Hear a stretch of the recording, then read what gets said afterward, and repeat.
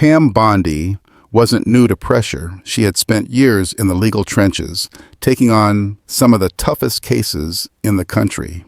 From high-profile corruption scandals to corporate fraud cases that made national headlines, she had built a reputation as a tenacious prosecutor who never backed down.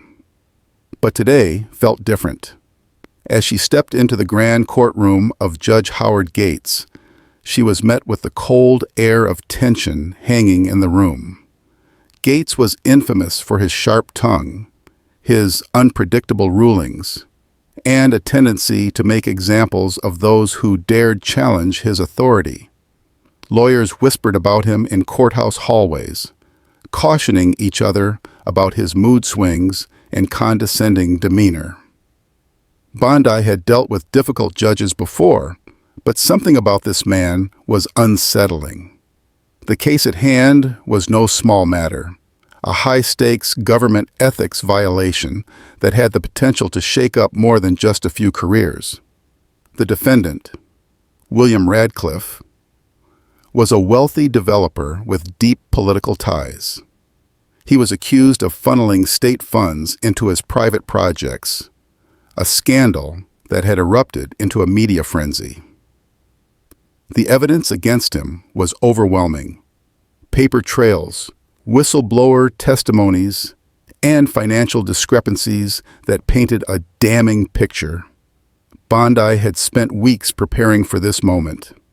What she hadn't prepared for was the hostility radiating from the bench before the proceedings even began. Before she could even utter a word, Judge Gates barely looked up as she approached the plaintiff's table. Instead, he flipped through a file with deliberate slowness, letting the courtroom sit in an oppressive silence. It wasn't the kind of silence that came from professionalism or formality. It was meant to make a statement, to rattle her before she had the chance to present her case. Finally, after what felt like an eternity, he spoke. Without lifting his gaze, he said, "Miss Bondi, I assume you've prepared something of substance today, or should we just skip ahead to the part where you waste my time?" A few chuckles rippled through the back of the courtroom, mostly from the defendant's legal team. Bondi ignored them. She had faced worse, and she wasn't about to let a courtroom bully derail her focus. "Your Honor, I believe the evidence will speak for itself," she said evenly. "This case involves the misuse of taxpayer dollars, and my job is to ensure the facts are presented accurately." Judge Gates leaned back in his chair, feigning boredom. Taxpayer dollars, right? Because that's never been the foundation of a frivolous case before. Bondi's jaw tightened, but she kept her tone steady. "Respectfully, Your Honor, I would hardly call felony corruption charges frivolous." For a brief moment, their eyes met, his cold and calculating, hers unwavering. But before she could continue, he cut her off again. "Miss Bondi, spare me the lectures. Just get to the point. I don't have all day to entertain whatever grandstanding you have planned." A murmur spread through the gallery. The courtroom wasn't packed, but those present were alert, sensing something was off. Judges could be tough, but this was personal. Pam took a slow breath, recalibrating. She knew what was happening. Gates wanted her off balance. He wanted to control the tempo, to put her on the defensive, but she wasn't about to give him that satisfaction. She turned toward the jury and took a deliberate step forward. "Ladies and gentlemen, corruption at this level isn't just about numbers on a spreadsheet. It's about betrayal. It's about trust, being sold to the highest bidder. William Radcliffe didn't just abuse the system. He manipulated it, taking money meant for public projects and siphoning it into his own pockets." Judge Gates let out an exaggerated sigh, shaking his head. "Miss Bondi, are we to expect a lecture every time you open your mouth?" Bondi met his gaze and smiled, a slow, measured expression that didn't reach her eyes. "Your Honor, I'm simply laying out the foundation of my argument." "You're wasting the court's time," he snapped. "If you have real evidence, present it. Otherwise, we can all go home early." Another round of murmurs rippled through the courtroom. Even Radcliffe's lawyers exchanged surprised glances. This level of hostility was unusual, even for Judge Gates. Bondi took a step back, her mind working quickly. If she let him dictate the pace, she'd be fighting an uphill battle. But if she challenged him too directly, she risked contempt. Instead, she chose precision. "Your Honor, the prosecution would like to enter into evidence Exhibit A," she said, motioning to her assistant, who promptly handed a thick binder to the clerk. "This contains a detailed audit of the funds allocated to Radcliffe's developments over the past 5 years, showing clear discrepancies between state-approved budgets and the actual expenditures." Judge Gates barely glanced at it. "Oh, I'm sure it does." Bondi kept her expression neutral. "Additionally, we have sworn testimonies from whistleblowers within Radcliffe's own firm, detailing the methods used to divert taxpayer money into private accounts." Gates smirked. "Whistleblowers, of course. Let me guess. Disgruntled employees looking for a payout?" This time, a ripple of unease spread through the audience. Judges were supposed to maintain impartiality, but Gates had all but declared his bias out loud. Bondi folded her hands on the table.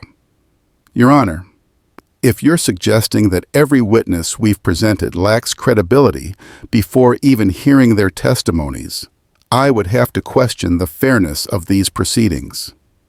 Gates' expression darkened. "Miss Bondi, are you implying that I'm incapable of impartiality?" "I'm simply asking for a fair hearing," she replied calmly. The tension in the room was suffocating. Gates stared at her for a long moment before shaking his head. "Proceed," he muttered, waving a hand dismissively. But the damage was done. The jury had seen it. The press had seen it. And, most importantly, Bondi had seen it. Judge Gates wasn't just being difficult. He was compromised. Bondi glanced at the court reporter, making sure every word was being recorded. She wasn't just fighting for this case anymore. She was about to expose something much bigger. Pam Bondi remained perfectly still, her fingers lightly resting on the folder she had just placed on the table. The weight of the room bore down on her, but she refused to break under it. This wasn't the first time she had been underestimated, dismissed, or challenged. And it certainly wouldn't be the last. She lifted her chin ever so slightly, keeping her gaze locked onto Judge Howard Gates. If he expected her to stammer, backpedal, or betray even an ounce of discomfort, he was going to be sorely disappointed. "Your Honor," she said, her voice even and measured.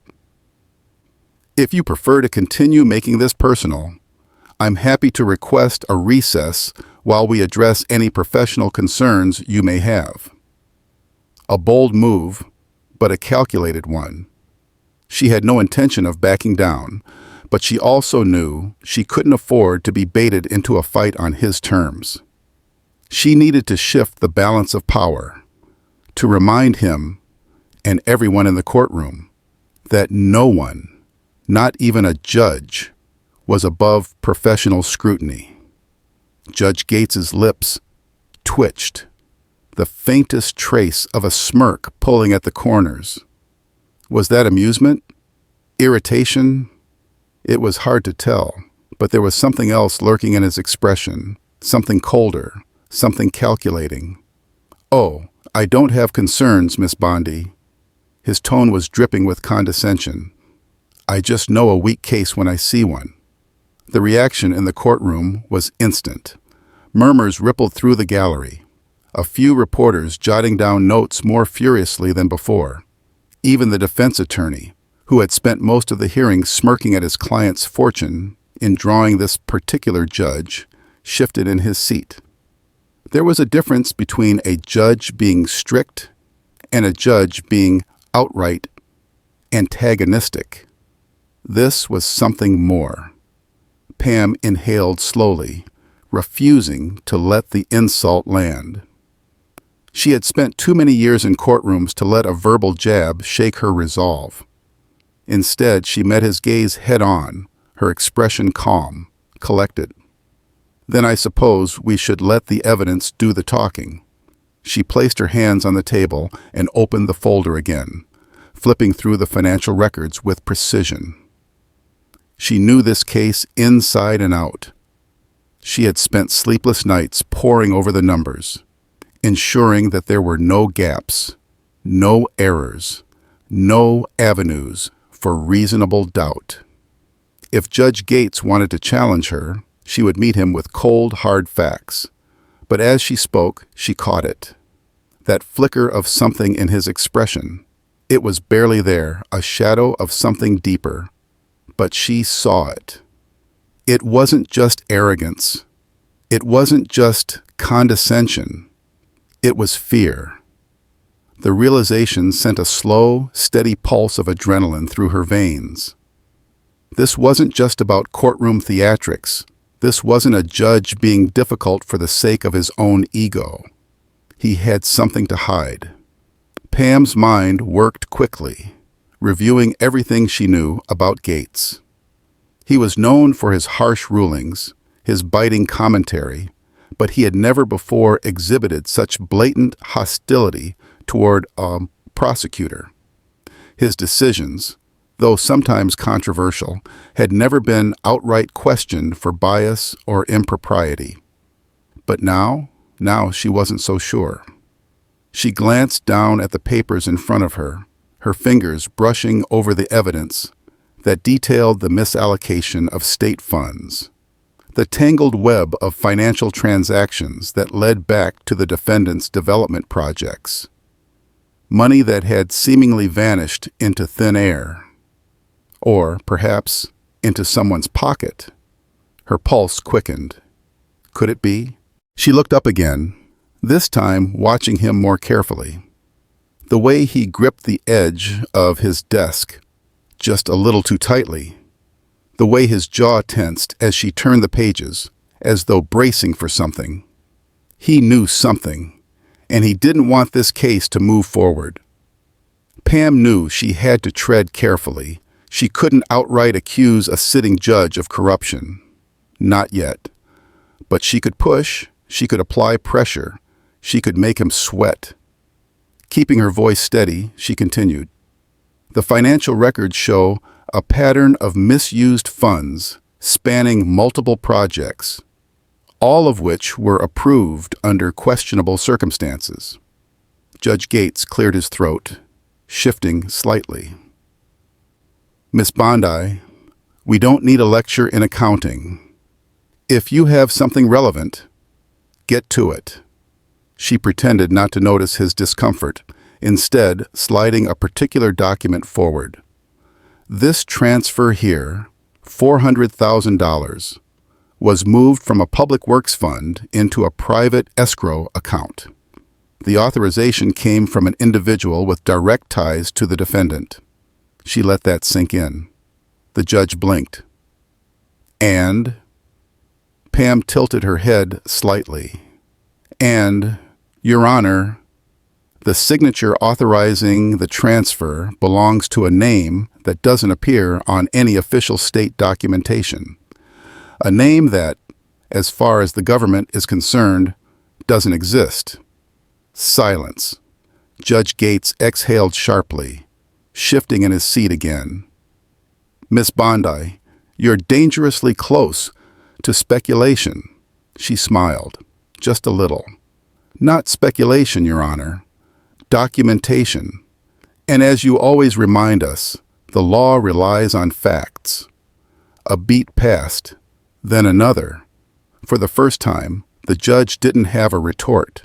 He didn't cut her off. He didn't smirk or roll his eyes. He just sat there, gripping the edge of his bench. The room felt heavier than before. The realization that something far bigger than a simple corruption case was unfolding had settled over the courtroom like a thick fog. People shifted in their seats, glancing between Pam and the judge, waiting for the next move. Pam could feel it now. Control was slipping from his grasp, and he knew it. The question was, what was he willing to do to stop it? Pam Bondi had faced hostility in the courtroom. Before, she had seen judges test the limits of their authority, had sparred with defense attorneys who twisted the law until it was unrecognizable, and had navigated the political landmines that came with high-profile corruption cases. But this was something else. Judge Howard Gates wasn't just biased. He was playing a game, a calculated, deliberate attempt to humiliate her, to discredit her in front of the entire courtroom. And that only meant one thing. He had something to lose. As she continued to present her argument, she could feel the heat of his stare like a predator circling its prey. Every word she spoke, he was ready to pounce. She saw it in the subtle curl of his lips, the slow rhythmic tap of his fingers on the bench, the barely concealed smirk of a man who thought he had already won. But she wasn't about to stop. Bondi knew the law. More than that, she knew power. And power like Gates didn't act out of boredom. It acted out of fear. Then came the moment that changed everything.